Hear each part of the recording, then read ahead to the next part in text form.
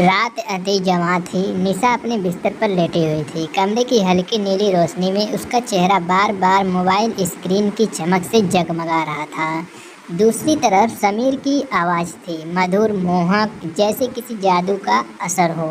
समीर की बातें सुनते सुनते निशा खोई हुई थी। तभी समीर ने धीरे से कहा, कल मिलते हैं होटल ब्लू डायमंड में। ये शब्द सुनते ही निशा का दिल तेजी से धड़कने लगा।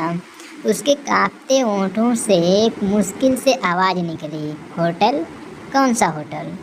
ब्लू डायमंड, तीसरी मंजिल, रूम नंबर 311। समीर ने मुस्कुराते हुए कहा। निशा को डर लग रहा था। एक ओर समीर का खिंचाव, दूसरी ओर पति पंकज की तस्वीर उसके सामने थी।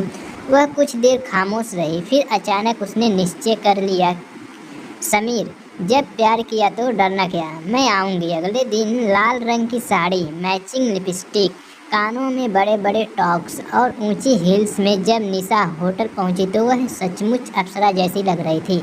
रिसेप्शन पर रूम नंबर लेते ही उसके कदम भारी होने लगे। कमरे में पहुंचकर वह अभी खुद को संभाल भी नहीं पाई थी कि दरवाजे पर दस्तक हुई। कौन? उसने घबरा कर पूछा। Room service. निशा ने दरवाज़ा खोला और सामने समीर खड़ा था, हाथ में गुलाब, होठों पर शरारती मुस्कान। मैडम बताइए, इस रूम सर्विस वाले की क्या हिदमत हो सकती है? निशा ने गुलाब लिया और मुस्कुराकर बोली, बस इतना कि ये मुझे ढेर सारा प्यार दे। इसके बाद दोनों एक दूसरे में खो गए। लेकिन यह प्यार उतना मासूम नहीं था जितना दिख रहा था। निशा की शादी को 3 साल हो चुके थे। उसका पति पंकज एक बिजनेसमैन था। बड़ा घर, गाड़ियाँ, नौकर, सब कुछ था।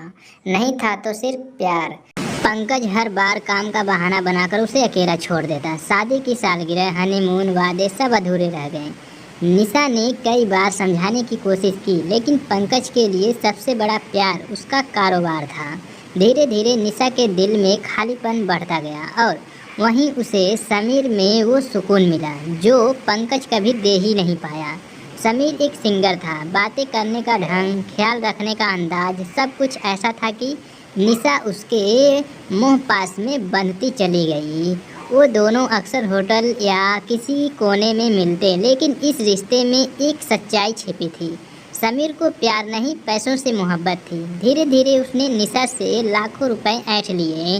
कभी म्यूजिक एल्बम का बहाना, कभी बिजनेस का। निशा को शक तो हुआ, लेकिन वह अपनी तन्हाई और चाहत के कारण आंखें मूंदती रही। पंकज भले ही बिजनेसमैन में व्यस्त था, लेकिन उसे आभास हो गया कि कुछ गलत है। उसने अपने लोगों से समीर की जांच करवाई। रिपोर्ट चौंकाने वाली थी। समीर शहर की कई और औरतों को भी धोखा दे चुका था। उनका इस्तेमाल करता, फिर पैसे लेकर ब्लैकमेल करता। पंकज के लिए यह करारा झटका था। एक ओर गुस्सा, दूसरी ओर दिल में चुभन कि उसकी पत्नी उसके प्यार की कमी की वजह से भटक गई। इसी बीच समीर ने निशा से 10 लाख रुपए की मांग की। निशा, अगर पैसे नहीं दिए तो तुम्हारे पति को सब बता दूंगा, तुम्हारी इज्जत नीलाम कर दूंगा। निशा के पैरों तले जमीन खिसक गई। समीर, तुम ऐसा कैसे कर सकते हो? क्या तुम्हें मुझसे प्यार नहीं था? प्यार? मैं सिर्फ पैसों से प्यार करता हूँ निशा। यही समय था जब पंकज ने सब सुन लिया। पंकज ने निशा को सब बताया। वह बदमाश है, कई औरतों की ज़िंदगी बर्बाद कर चुका है। तुम उसका अगला शिकार हो। निशा फूट पड़ी। हाँ, मुझसे गलती हुई, लेकिन कसूरवार आप भी हैं। पंकज, आपने मुझे कभी प्यार नहीं दिया। मैं आपके घर में सामान की तरह थी। आपकी दुनिया सिर्फ काम थी और मैं बस अकेली रह गई। पंकज का दिल कांप गया। पहली बार उसने महसूस किया कि वह अपनी पत्नी को सच में खोने वाला था। पंकज ने हाथ पकड़कर कहा, निशा, मैंने गलती की, लेकिन अब मैं बदलना चाहता हूँ। मुझे माफ़ कर दो। निशा की आंखें भीग गईं। अगर सचमुच बदलना चाहते हैं तो अभी पुलिस को कॉल करिए। मैं उस बदमाश को बख्शना नहीं चाहती। उस रात समीर की गिरफ्तारी हुई। निशा और पंकज ने एक दूसरे को माफ़ किया।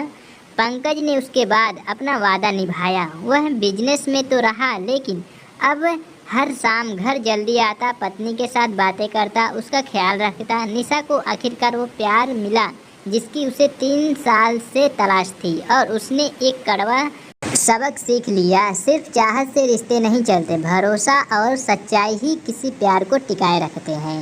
ऐसे ही मज़ेदार कहानी सुनने के लिए चैनल को सब्सक्राइब करें। धन्यवाद।